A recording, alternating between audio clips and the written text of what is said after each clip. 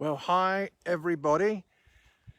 We are out in we're live. This is our very first outside broadcast, and we are live in the English countryside in the south of England. A bit of a chilly, overcast day, and I see that two of you are already jumping on, and now four. Hi, Timberline family, and hi others who are joining us as well. And it's 4 o'clock, and that means it's time for tea. yeah, odd place that we are in today. This that you see behind me, it's called a folly. It is. So, Jeff, what is a folly? Well, follies, they're all over the UK. They were basically buildings that were created with no specific purpose, that just somebody decided that they wanted to build them. That's why they're called follies, foolishness. And we are literally a couple of miles from the house of the person that built this, and it is basically a gateway to nowhere. So, what was the purpose of her building it? Well, I've got my notes here. It was the Countess of Newburgh, and she built this place, or she didn't build it, did she? No, she didn't. In fact, it was after the Napoleonic War, wasn't it? There was economic hardship in the village amongst the community, so she wanted to do something to really help the community. So she created some jobs and asked them to build this folly. Yeah, it's made out of flint, and it's a gateway to nowhere. It doesn't go anywhere.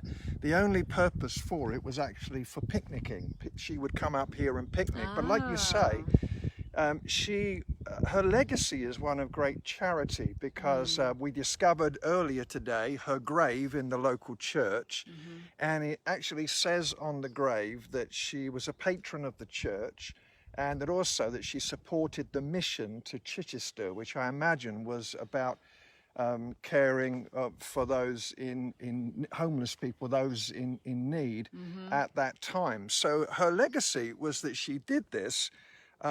She built this folly, but it was a folly, if you like, with a purpose. And it is really rather beautiful. It's made out of Sussex flint. You see these flint buildings everywhere, really. We climbed up the hill for about 15 minutes straight up. Well, it wasn't like a 14er or anything, was it? But it was pretty steep. No, 14-et really. But what I'm going to try and do is, because we're in the south of England, it's a bit of an overcast day, but I'm going to try and see if we can make this work, to swivel the camera around going the wrong way there. I told you this could be a challenge. And what I hope you can see in the distance there is the sea and the Isle of Wight, which is at the south end of the UK. Some sort of friendly looking cows over there. We're getting some thumbs up, and give us some thumbs up and some hearts if you're seeing the picture okay, and if you are hearing us okay as well. That would be really good. It's quite good fun doing a bit of an outside broadcast, but a bit nerve-wracking as well. Yes, 2 days ago it was glorious sunshine, almost 80 degrees here, but sadly weather has changed. It really has, and that's kind of the way it is. Now, what I'm going to try and do, before we go over to our little picnic, I'm going to see if I can give you a little bit of a closer look. And as I say, bear with me, because I'm using something called a gimbal here, and that means that it kind of has a little bit of a mind of its own. But just give you a little bit of a closer look, I hope, at this rather strange folly, really quite old. Going up inside it now, and as you can see, it is a gateway that leads really to nowhere. Little track the other side, but simply built by somebody who wanted to care for those who were really struggling during the Depression days. Now, we bought a little bit of a picnic. Things wouldn't be the same. This is afternoon tea with Jeff and Kay. So I'm gonna settle you all down now onto the picnic blanket. There you are. Oops. and You need to go up a bit. not terribly stable. So, so what have we got for tea? So we had to bring our hot water in a thermos today. It's not quite the same, is it? It isn't. No china cups. These are our picnic cups, and we're actually using tea bags today. So. Yeah. But we thought we would have a little bit of a afternoon tea with scones. So these are fruit scones, and we have some butter and some jam for our scones. No clotted cream though, Jeff, I'm afraid. Yeah, clotted cream would be the really perfect way to do it, wouldn't it? It would, but if we bought a whole tub of clotted cream, you know what would happen? It would be in the emergency room. Well, we'd eat it. Exactly. We'd eat it first, and then we'd probably end up in the emergency room as a result of that. So who have we got with us? We've got 38 people live, Okay. and Cindy says she loves scones. Good. Fiona, yummy fruit. You see, we're creating some scone envy here. I know, but you can make them at home, so give it a go. Let me just bring the picture around to you, darling, because it's better if I do that. Not particularly, but there you go. Let me just hold on. Bear with us, bear with. I'm going to make the tea now. Okay, so who have we got with us? Barbara says, so fun to see where you are. Carla's feeling hungry as a result of this. Amy says she loves this. That's really nice. And Amy says, this is the day the Lord has made. We will rejoice. My hairdresser, wonderful friend Larry is watching. Dave Goldfein is watching. It's so great. And it's great to have your comments. It's really fun. You know, here we are out in the open air. And we're talking to friends from all over the place, which is sort of fun. It makes us feel connected still, doesn't it, Jeff? Being able to do this. Yeah, it does. Even if the phone is not connecting. Oh, there you are. That's really better. So is the tea ready? It is almost. So all of this thought about follies kind of got me thinking. Really, there are quite a number of tea in the open air. Has everybody noticed that everything tastes better in the open air? I don't know quite why that is. It's like having fish and chips at the seaside. They always taste better. It really is.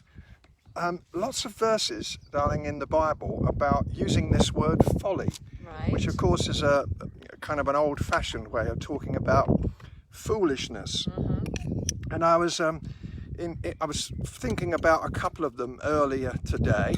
One of them, Proverbs 17:12. Let a man meet a she-bear robbed of her cubs, rather than a fool bent in his folly. I'm going to read that again.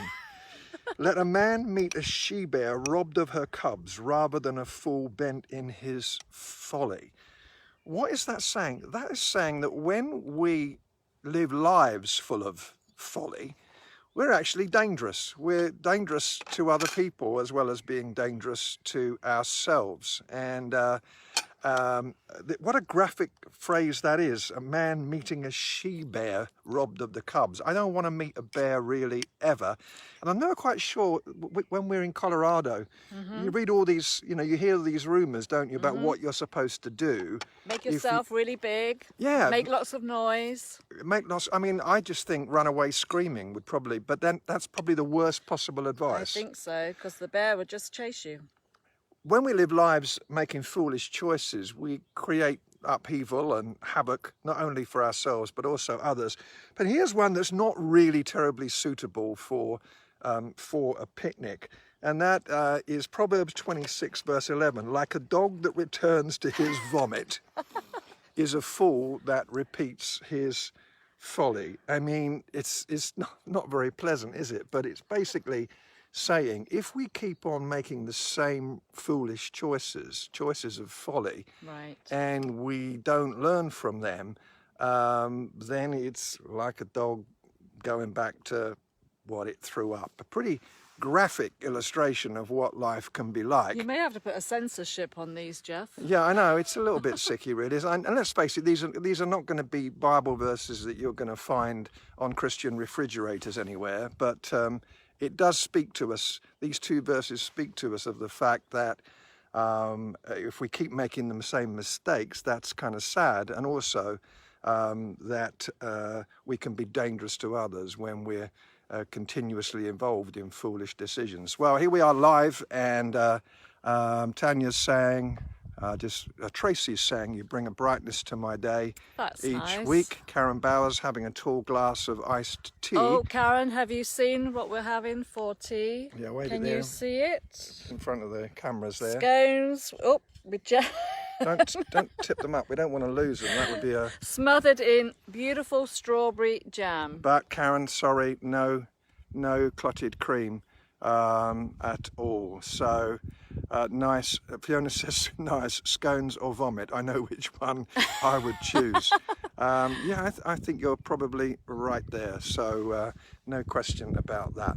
Well, lots of you have joined us, and that's been really good. Once again, the folly created by the Countess of Nuber in 1814 with a legacy that she wanted to be a benefactor, a carer for the poor in her village. All of that, as we've been thinking just briefly about how dangerous we can be if we make foolish decisions, and what a bad idea it is to keep on making bad choices. It, as I just allow you just to take another look back at this folly here, will our legacy be one of foolishness? We don't ever, any of us, get it all right all of the time. We make mistakes. We're flawed and broken human beings still under construction. But what will our legacy be? Okay, I think really it is time now, if I can get the camera to come around to you. It doesn't want to come around to you. It's okay, Jeff. Hold on a minute. Here we go. We're going to get it in. Here you are. Final words about the scones, looking delicious. Well, I think it's going to be time for us to eat them shortly, so we're going to enjoy those. Yeah. And you mentioned the Isle of Wight earlier, Jeff. That reminded me that when we were teenagers, we used to go to youth camps on the Isle of Wight. Indeed, it's about 48 miles away. I don't know whether you saw it in the distance. And it was there actually just a few weeks after becoming a Christian. That lots of good choices, I know in my life, made lots of good choices about deciding to, wanting to sincerely follow Jesus. And that was back when I was 17 and had hair, and you were a little younger than that. Those were just a little bit. All right, everybody. Well, thanks for joining us. Yes. And Jeff and Ori will be on again tomorrow. Is today Thursday? It is. Today's Thursday, yes. So tomorrow at 3 o'clock, 3 p.m. UK time and 8 p.m. Colorado. 8 a.m. Sorry. 8 a.m. Colorado. And oh, Liz Denkers is asking for the recipe. Sorry, I don't have one with me, but I'll look one up for you, Liz. yeah. All right, everybody. Lots of love. God bless. See you again. Bye-bye. Bye-bye.